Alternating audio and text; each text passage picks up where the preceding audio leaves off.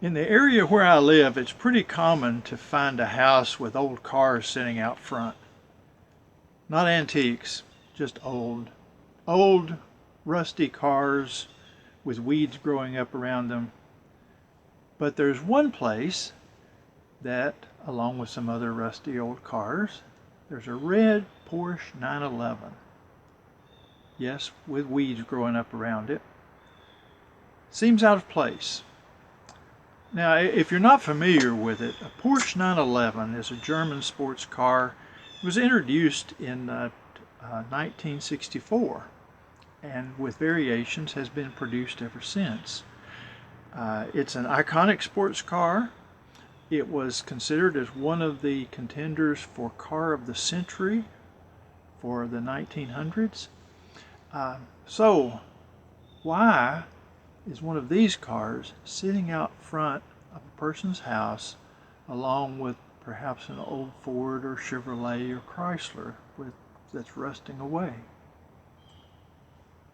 I really don't know, but let me propose something.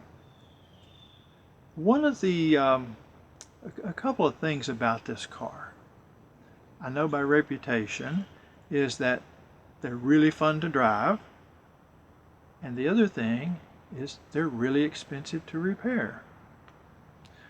So I imagine, and imagine this with me, that the person got this car and didn't really fully understand the cost of keeping it up. Perhaps they didn't count the cost. Now, considering what Jesus said, let's think about being a Christian. He talked about counting the cost. Should we become a Christian as this latest shiny new thing?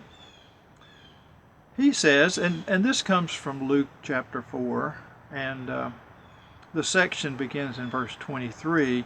He says, "If anyone would come after me, let him deny himself and take up his cross daily and follow me. For whoever would save his life will lose it, but whoever loses his life for my sake will save it. What does it profit a man if he gains the whole world and loses or forfeits himself?"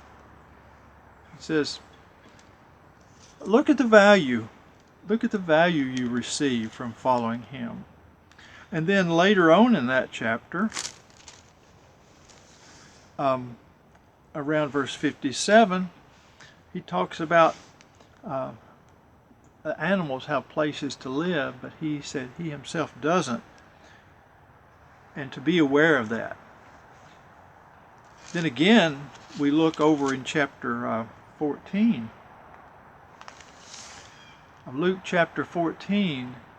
He's talking about counting the cost. Counting the cost of building a building or of kings going to war. And then he concludes that section. He says, "So therefore, any one of you who does not renounce all that he has cannot be my disciple." He's serious about this. He's saying that being a Christian will cost you a lot. We need to adjust our priorities, but he also says it'll be worth it. Let's consider, are we willing to pay the price? Are we willing to give what it takes to follow Jesus? Until next time, the Lord bless you and keep you.